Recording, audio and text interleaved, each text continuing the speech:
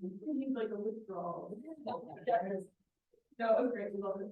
One thing I noticed, like Erin said, at the breakfast stations, after 8:15, most of them were out of food. And that was kind of a bummer for people. You invest a lot of time and energy to ride like another mile or two to a new station, and then they were out. So I think that's something we need to kind of brainstorm of how we can help businesses. Maybe we have a set that opens from 8 to 9 and another at 9 to 10. I don't know how to quite do it, but I think there should be some thought into how to make sure people that invest effort to ride to these stations get some sort of benefit from it. Anything else? Any other? Yeah, girl. What do we need to do to close down Center Street for like a slow Sunday or something? I know. Very like be great to try out once. Yeah. Let's do a slow Saturday though, I was thinking like, because a lot of people won't get out on a Sunday without getting music and fun and food and also. Yeah, I don't feel like they would probably be more accommodating personally, because like there's not as many people driving, but it would be more boring. Well, I'm wondering if it's an economic thing. Why don't you just have it during the farmers market? I don't know why it's Saturday morning. Was it on the farmers market before? It used to be, farmers market used to be on Center Street. Yeah. Yeah, and there was like a car show last year. Who for city council thinks this is a good idea? Yeah. Hold your opinion. Sorry, come on. Feel the pressure. Center Street, like I think it was last fall. Yeah. And anyone on there, they closed down the whole street, and I was like, wait, Yeah. there's hardly anyone here.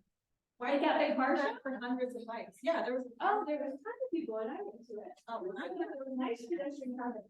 But, yeah, there is definitely precedent for closing down Center Street. There are events that happen there. There used to be a concert series downtown. They're trying to make it easier in a number of ways with permitting, but and we try to collaborate with downtown Provo, for like the downtown trick or treating last year. They do that every year, but this year they didn't close the roads, and that was a concern to us. You have lots of little kids crossing a lot of intersections. And they at the time said, oh, we can't close it for this event, and have some reasons why. I think cost was a big thing with the police lift to do that, but So many near misses during that. yeah, so we volunteered our volunteers to be kind of crossing guards for that, but it wasn't enough, right? Like that's an event that needs to have no vehicular traffic. So but Kara, great example, and maybe we push for that next bike month to try to have an event downtown. Anyone else? Any other thoughts, comments, opinions about bike month? Okay. Well, let's keep rolling. I'll just pull up the agenda. So Chris, you're going to be up first and give us a Bike Utah Summit report. How much time do you want me to take? Let's see, it's 2 minutes. yeah, if you can do like 5. I think if you take 5, Caitlin takes 5, and then that will give Matt 10. Does that work? Okay. Cool. I'm half as important as Matt. You can get another donut. Okay, thanks. So it was kind of like a mini summit this year, so it wasn't that, I don't know, there's not a lot to talk about. We just talked about e-bikes. The big takeaway is they're coming, so let's not like terrorize the people, because I guess like in New York, they got terrorized and like harassed for 10 years. So that's the big takeaway. Another interesting thing is somebody from the BLM who was on one of the panels was saying it's something like 85% of their ridership on BLM land is already on e-bikes. So like the people who are hating on e-bikes, which it feels like that's everybody, is actually only like 15% maybe. So that's interesting, right? Other things, like, Chris, yeah. Are they talking e-bikes like on the roads or on trails? For BLM, Yeah. yeah, so it'd be soft surface trails, yeah. Yeah, like e-bikes are cool, I guess that's the big takeaway. So we're not gonna hate on you.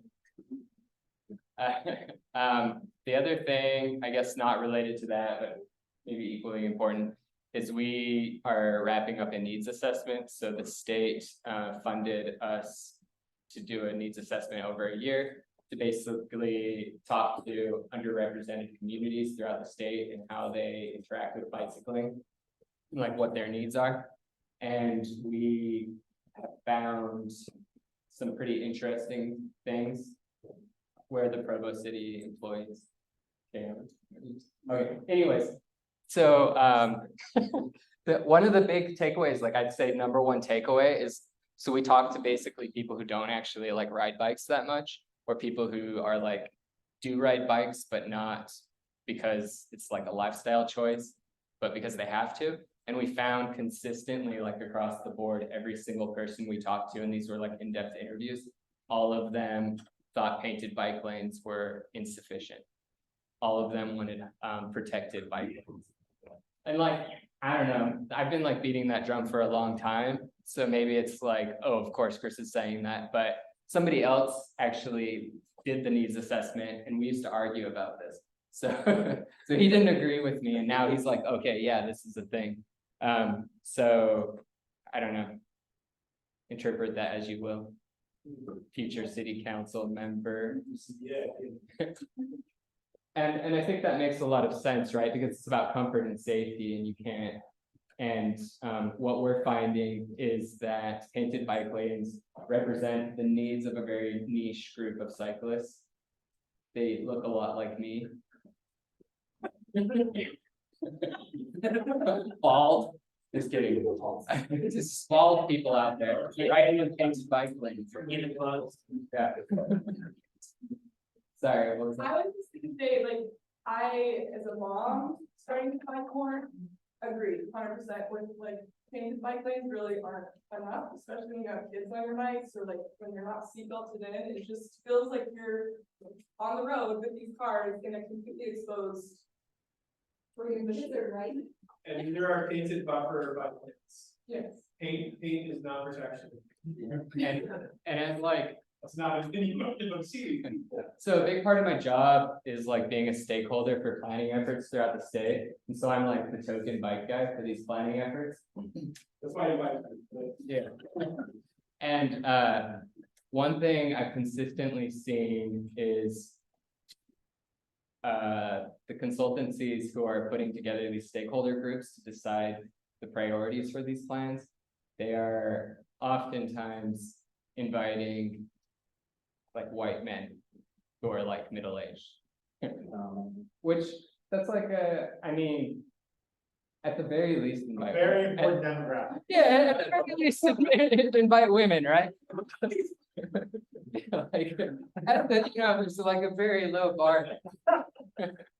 And so we did a bunch of, I guess to wrap this up, we did a bunch of focus groups throughout the state. This was not part of the needs assessment, but just through our planning efforts, because we do like active transportation plans as well.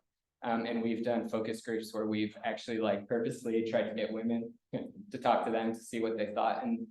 And we will have men in those focus groups and the men will be like, and this is just sort of in the rural Utah context, the men will be like, I come home from work, I just want to ride, go as fast as I can.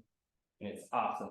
And they're like, I just want to ride, you know, like painted bike lane. That's awesome. And then you talk to the women and they're like, I'm at home with my kid all day. I want to be able to like walk or ride a bike to Maverick and not die. Like, it's so it's, you know, it's like that lived experience is completely different. And if you're only asking a very specific group of people, you're going to get very specific answers that are very niche. And what we're finding is if you talk to like normal people, they want the highly protected stuff that maybe is a little harder to go fast on, but they aren't going to die on. For just out of curiosity, for protected bike lanes, are you talking specifically just about the concrete barriers or about like the poles as well? Or just other ones? Yeah, it could be a range of things. So the kind of the way I talk about it is as the number of vehicles and speeds increase of those vehicles, so should the intensity of infrastructure. And so I'm also tracking everything that's being built across the state, and we are disproportionately building or putting in painted bike lanes. Like that's like 99% of what we're putting in. And we're putting them in context that it isn't appropriate, right? Like, it would be like if we built highways everywhere, right, like through our neighborhoods or something, like it would be nuts to sort of think that way, but that's kind of what we're doing. It's like one size, slam it down, call it good. I had something else I wanted to say on this, but I think you get the point. I think that's really important. I would say that's probably more important than the summit, is the needs assessment. Oh yeah, so last thing, I guess sort of in this, when I say normal people, we went to Davis, California as part of a MAT, a mobile active transportation tour. We took policymakers, and I saw this sort of trend when I was out in the Netherlands, but I think there's a correlation between the number of crappy bikes and a robust bicycle population. The higher the number of crappy bikes, the better the biking. It's a good indication. Yeah, you see it in the Netherlands, and I think what that means is you don't have a bunch of like hardcore cyclists. You don't have to be hardcore to function within your built environment. You can be anybody, and oftentimes, like, I saw this one bike, it was like rusted and the seat was like straight up like this. And you know, I don't know what was happening, but somebody was riding that thing. And they were doing it, so. All right.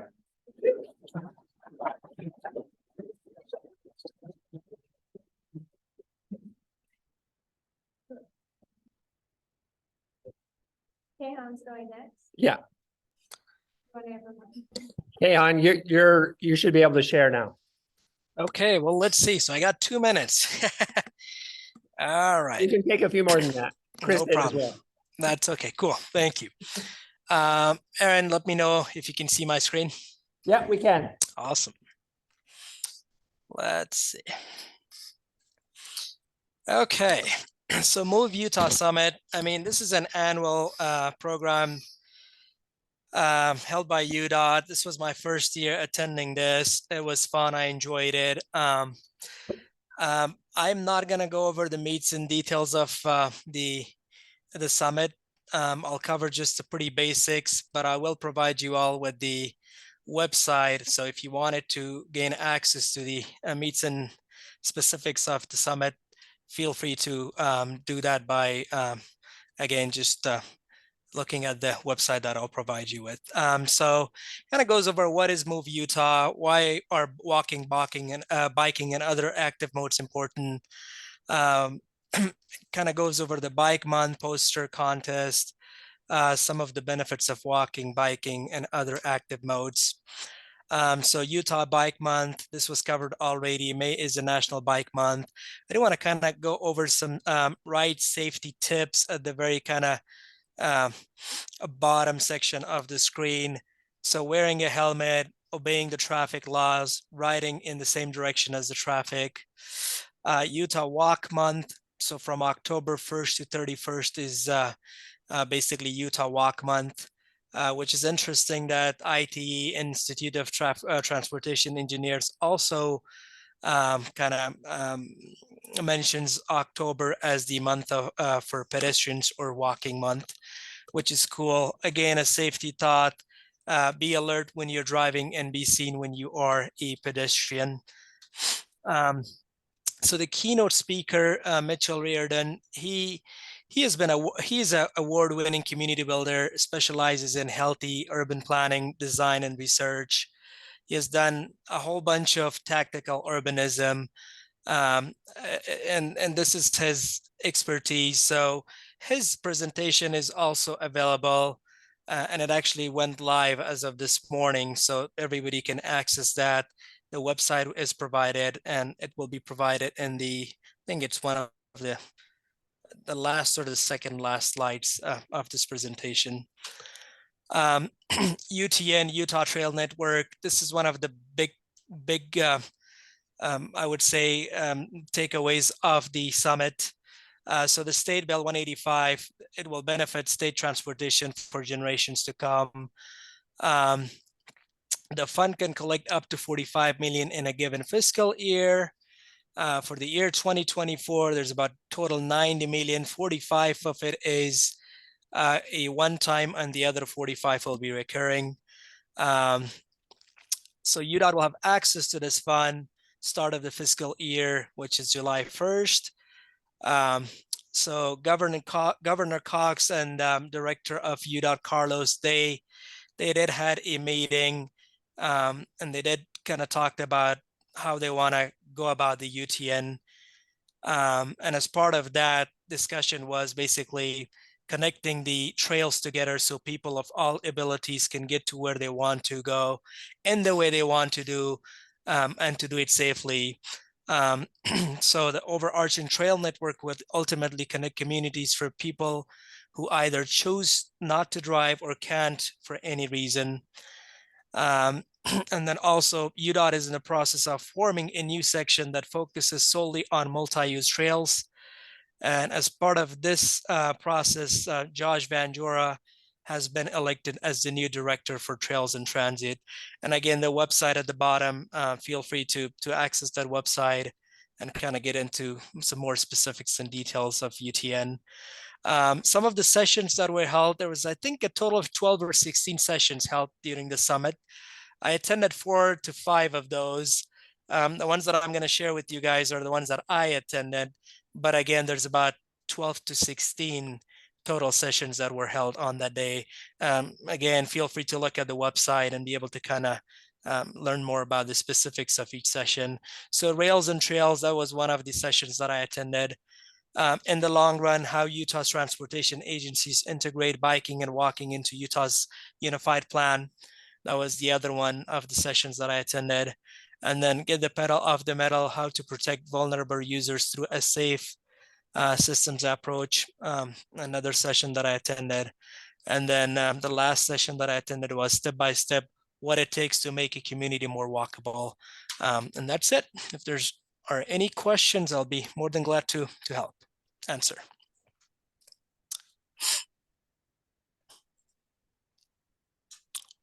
Yep, thanks so much. Any questions? Matt, we'll turn it over to you next. Thanks so much, Pam.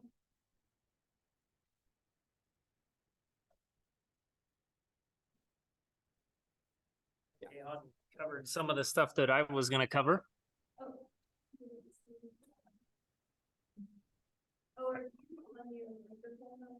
I did because I didn't think it would be able to pick up for the online users. That's really helpful as a person online. Yep. Can you hear me? Just mute the speaker there. Yeah. Now does it work? Online, yep. Can you hear me? Yes. Okay. I think Kehan, he took some of the stuff I was going to cover, but I think that's a really big announcement, as recognizing that obviously paint just doesn't work for us in every situation. Obviously we've come a long way since, I started with UDOT, and we're working on all users and trying to integrate transit to, the existing roadway network and bicycle networks, and this trail system, I think, will make a huge difference. I actually personally use, I guess you would consider it a recreational trail to commute to work in consistently. And so I felt like this is a really big thing with 45 million a year going towards it, with 90 million this first year to kind of jumpstart it. The governor has recognized that there's, everywhere we go, we see full trailheads and people are just clamoring for more and more access to it. And to be honest with you, I probably wouldn't commute to work on my bike if I didn't have a trail to get on there, because I go through 189 because I live in Heber, and it's not a real pleasant situation to be right next to vehicles obviously not going the speed limit through the canyon. So and it's a big benefit to me. Been using it for 20 plus years, and it's personal to me as well. And so related to that is we're looking to extend the Provo River Parkway up towards the dam. We've been a little bit delayed due to a pending lawsuit. we have created we've changed some of the plans to be able to actually deliver the majority of the project and the more expensive part of the project that, and mitigate some of the costs and the delays of delivering the project. So, what we're planning to do is, instead of going all the way to the dam, we're gonna end the project before we get into the area that is causing the litigation. And it will end at this parking lot where the fishermen usually park at. Let's see, I gotta find it here. It'll be right here at this parking lot right here. And this will allow, actually, that's not the one, sorry. It's down by the bridge. This parking lot right here. If you're familiar with it, there's the railroad trestle right here. And there's been some fatalities there and things, so part of the project is we're removing that structure and putting in a clear span structure so that we don't lose more people there. We recognize that it was a safety concern and kind of an expensive lift, but it needed to be done to prevent people from getting hurt. And so the project will end at this parking lot, and so it will grant access to people and provide more parking in the canyon, which is a problem every summer. And but it'll extend the trail all the way through here. And this is a pretty expensive, I gotta move this here.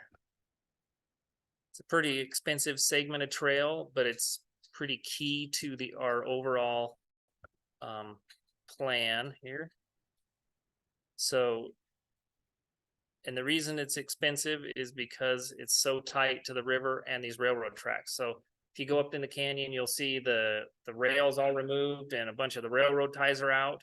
And that's in preparation for this because we can't fit the trail and the train track where it was. So and the railroad needed to replace a bunch of ballast and a bunch of the railroad ties and everything. So we have the opportunity to move that at this time and provide room for the trail. So this haul road is kind of where the tracks would be. So they're going to be moved, and we'll have the trail adjacent to it, and it will cross the tracks a couple times, but we're trying to minimize that. But we have to build some coffer dams to be able to, it's like almost like a big retaining wall where we can dewater, remove all the water, do the work, and then we can pull the dams back out, and then the trail will remain. And this isn't the situation through all of it, it's just through the most narrow part. And it's all part of, I don't know if Jim Price brought this up to you, but it's about a 200-mile loop, and it serves 78% of the population of the state. And this would allow an off-system trail network to go all the way up through from Provo all the way to Ogden and provide a nice network for everybody. And this could be part of the funding that we've needed through SB 185 just to actually start completing this. But there's going to be a bunch of other opportunities. We don't know exactly how this is all going to work. We have one of the 5 employees that are going to be ahead of the trails network has been hired. So we're kind of just building it right now. So that was one update I wanted to give you. And then probably a little bit more. I'm gonna zoom back out. Close to home for you all is an update on 300 South. We're working on the design of that segment of road that's between University Avenue and 500 West. And so it's Are you crossing for bikes? 2 of them. You two? 2. So we've got one at 100 West and one at 300 West. So, and hopefully they work better than the one at 300 North. Or is it 200 North? I can't remember. I think it's 300. It's 300. I mean, it's better than than the alternative, right? We just did a, what we call it, a needs assessment or a safety audit of, let's see, this intersection over here at 9th East. We also looked at the existing bike signal at 300 East, or is it 200 East? Sorry, I'm getting them all mixed up, but I know where it is, but, and then we looked at the 300 North bike crossing there. And because we knew that there had been some close calls and things like that at 300 North. So we decided to look at all three of them together just because there are some similarities and some differences, but the 900 East intersection, we're looking at what we can do to try to improve that, because we were just looking at that and I'm just like, if you're wanting to go straight eastward at that intersection, that's sketchy as all get out, because you got the cars turning right. Yeah. Yeah. So we don't have all the results of it. We're still getting things compiled, but Aaron's been involved with it and going out and looking at it. And, but we did make some changes, or they will be coming shortly at the 300 North intersection. There, we noticed that the pedestrians, so this is not necessarily bike related, this is pedestrian related, are walking down the sidewalk, and they constantly get a, hand up saying don't walk, but there's no reason for it because all the traffic's just going and flowing. So we're switching that to default to just walk. And so it would only change if cars were coming out. So just a simple little thing that we noticed while we were out there. So I know it's not the groundbreaking, but it just makes it a little easier for the people walking, right? And so hopefully we'll have some other improvements and changes that will come from it.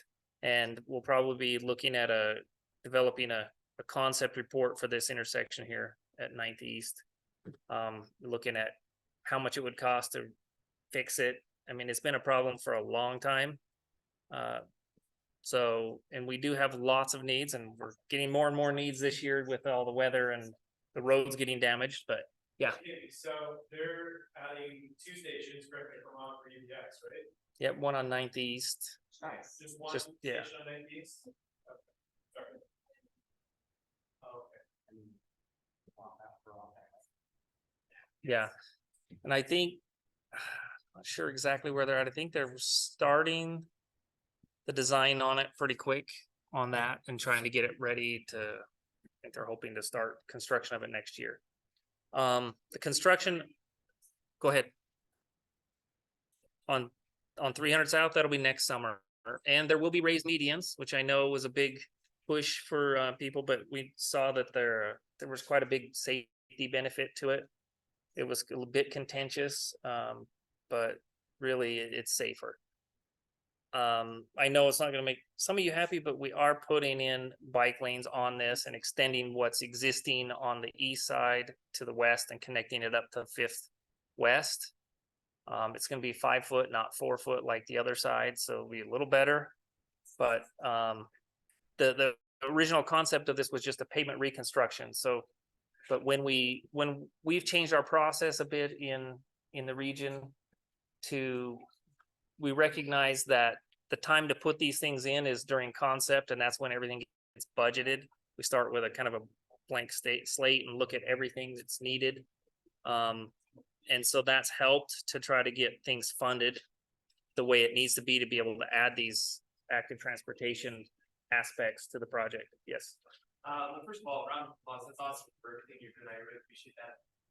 When it comes to putting in bike lanes, my question is just to help me understand maybe what the barriers are concerned, why there couldn't be protected bike lanes, not like Cooper Boulevard. I can understand that's expensive.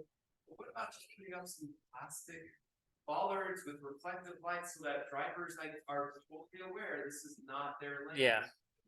That would, I think, improve safety so much. It'd be cheap, I think. So maybe, and it slows cars down. So maybe talk about why we can't just do something like that. If we got 5 feet, I think there'd be enough room for a 8-inch bollard, right? Yeah. So I've been trying to figure that out myself, and we had somebody up in Salt Lake that was kind of in charge of doing stuff like that, but she has since left state. So I don't know. I just honestly don't have a ton of time to do that sort of research. But the issue is our snow plowing in the winter and maintaining, and you know, if we might have to remove them in the winter and then put them back, and the grit and everything. I honestly, it's been bothering me for a long time, because I realized that's what would really bring out, instead of just the, I know Chris called me not normal, but would bring out people that aren't like me, that'll bring out other people, and you just might start bringing in a whole bunch more people that would feel much safer. And I agree. I think that's really our next step, if we will really want to make a big difference, and it shouldn't be that expensive. But honestly, I don't know. I think we just need to do a little more research. I believe, and I brought this up with the gal that left the state, was that Jackson, Wyoming they put bollards up in, plastic ones in the summer, and then they take them down in the winter. So I know it's been done. We just need to get a hold of somebody up there. Minneapolis does it as well. Yeah. So I think that I'm actually, Jeff, I might have to delegate that to you and see if you can't find something. So I mean, that's part of what he's going to be here for, and that was one of the announcements I wanted to make is, when issues like this come up, you can bring this up to him, and then he can bring it back and talk to me, and we can figure things out, and try to be more responsive and be more proactive in this. We also, that Third South project, we're going to be replacing all the sidewalk. It's not in very good condition. And correct. And we just, that we'd be replacing a lot of driveways and fixing that. And then it just look like a checkerboard of really messed up concrete and new concrete. And we're just like, we're not going to bother with that. It needs to be done right. We only get in here every 30 years moving curb and gutter. That this is our only shot. And so that's going to be done. You guys involved in South, that why, potential city councilor would be representing a different street. Okay, yeah.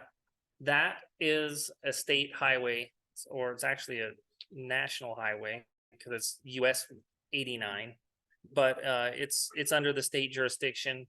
And so 89, 114, so Geneva Road, and 189, so University Avenue, is all part of the UDOT system. I think those are your only 3 state routes in Provo. But so Parkway is also the Parkway, University Parkway as well. Center Street is not. It is on the west side of 500 West. So 89 comes up, and then it turns, and that intersection we have 3 legs. So the north, south, and the west side of Center Street. Yes. And so yeah, we are actually going to be doing some road work on Geneva Road. We recognize that Geneva Road on the west side over here, we have it on our bike plan that we need to make some improvements, and we only get certain times where we can actually address moving the curb and gutter and fixing things right. And unfortunately, that project isn't. We looked at removing some parking and being able to add some wider shoulder to be able to access that. And I can't remember where we ended up on that. So I can get back with him. Yeah, correct. Hey, Matt, really quick. Sorry, I know I'm interrupting, but so Parkway. Also, one other really important thing that I know it's been on everybody's mind is the viaduct going over the railroad tracks on University Avenue. Well, that one will have a 10-foot path on the west side. There will be a 6-foot sidewalk on the east side of that bridge now. And there will be a path underneath it, a 10-foot path. And there will be, I'm sure you probably already heard that there's going to be a grade separated crossing to the railroad station on 100 West. So we're all trying to kind of tie these things in together to this bridge, because right now there's nothing. And it's pretty crappy. I've crossed it myself on a bike, and it's do it early in the morning when nobody's out, and it's somewhat okay, but other than that, it's not very fun. That one is a little more tricky because we have to deal with a railroad permit, but we're hoping 2025. But it's in design right now, and we had to go back and forth about the connectivity on the sidewalk on the west side, but ultimately we felt like, you know, eventually stuff may redevelop and things like that. We need to make sure that that connection's made. So hopefully that will well, and I think we're actually extending the bike lanes down to 900 south. So it will make things quite a bit better instead of being such a bottleneck right there. So those are kind of some of the things that we have. And then been working with Aaron on trying to get some 2-stage turn boxes on state routes. We've done it and we pushed the limit there for a while, and I think we're ready to push the limit again. So we'll work on some concepts at looking at how much this costs and seeing what we can do to get some 2-stage turn boxes put on our state routes and try to help the active transportation system here. And that could include like Bulldog Boulevard. I was thinking it's 1230, but that's what I remembered it as. And or actually now it's Cougar Boulevard now, yeah. So going back too far there. But so it wouldn't be just, it has to be all 4 legs of that intersection. It can be just a state route as long as it intersects with it. And then kind of going back to what somebody else was talking about, you know, some routes are not great for bikes. I know legally we have the right to be on them, but sometimes there's a better route just a block over or things like that. And we've recognized that up in Orem, State Street's not great to ride on. No, I know. So we actually are working with them, and this project would have been done a long time ago. There's a bike lane on Orem Boulevard, and I've used it quite a bit.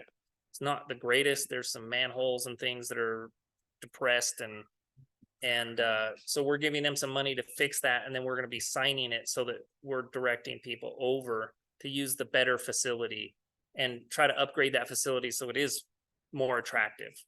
And so we are definitely open to, instead of putting money on the state route where we could kind of make an okay facility, but let's make a better one, maybe a block over if it works.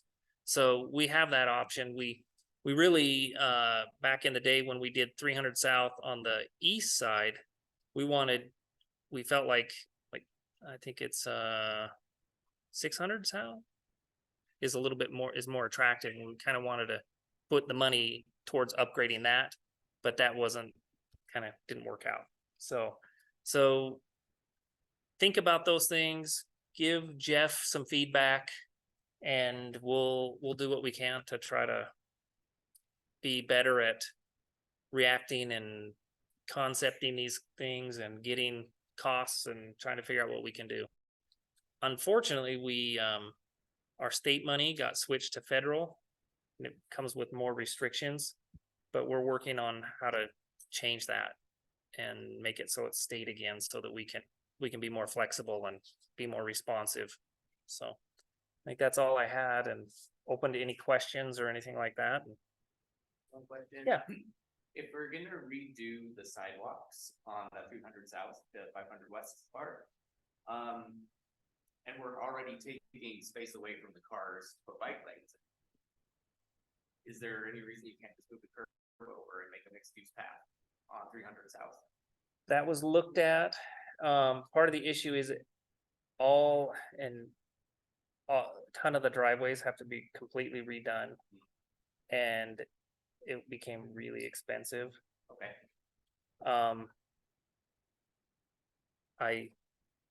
And part of it was, yeah, there's a lot going into it, but that was kind of really what it came down to, is there would just be all sorts of drainage problems and driveway issues, and there's obviously tons of access on there, so it's not going to be super great anyway. Yeah. For bikes, because you know, your head has to be on a swivel with all the cars coming up and trying to pull in and out, and they don't always look for us. Yeah. So anyway, in some ways it can feel it for me, I know since I'm weird, but I would rather be on the street because I feel like I'm more visible. But that's my opinion. Other people wouldn't. But this is where it would be ideal to have a facility like a block north or a block south that you could actually get on and not have to stop every block. Oh, that's what Yeah, I know. But thank goodness we changed the law, right? You don't have to stop every time. You can treat it as a yield, which is nice. Yeah. So. North south is a good east-west Mm-hmm. route because there's a signal on University Avenue. You Yeah. have to address Fifth West And I know and you. Freedom, but And I know you've requested us to look at a signal on. 900 south. Yeah. 900 south of the state, yeah. And you know, we've looked at it a couple times, taken a couple runs at it. I can't remember where we're at with it on the second try. I've been puzzling over it for weeks. Did Brian talk to you about it? That's where Okay, we're at. okay. Good. Okay. I'm glad you're- So we're taking a third hit run at it. We'll see. Yeah, I had an experience where we went out, so I'm taking way more time than I should have, but had an experience where I went out to Eagle Mountain. It was for a bike race, and it was a horrible experience driving out there. I'm like, if we just had an adjacent trail or something where you could just get on, I could beat all of these cars through this whole dang corridor. And so I think that's really where, and then shortly after that, I went to a meeting that we were looking at Pioneer Crossing and the demands that we're seeing on that road and the growth that's happening out there. We cannot build out of it with adding more lanes. We've got to find other alternatives, and I see the more urbanized we get, the more we're going to need these facilities. And we're just at the beginning of making these changes.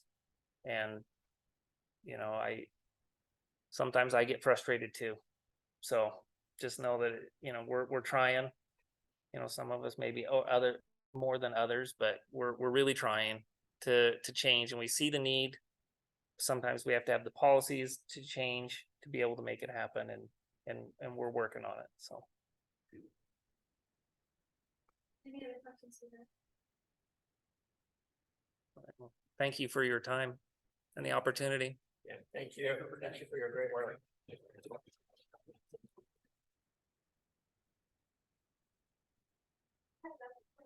might still catch the 666 track if you were interested. Otherwise, our next meeting is on the first Thursday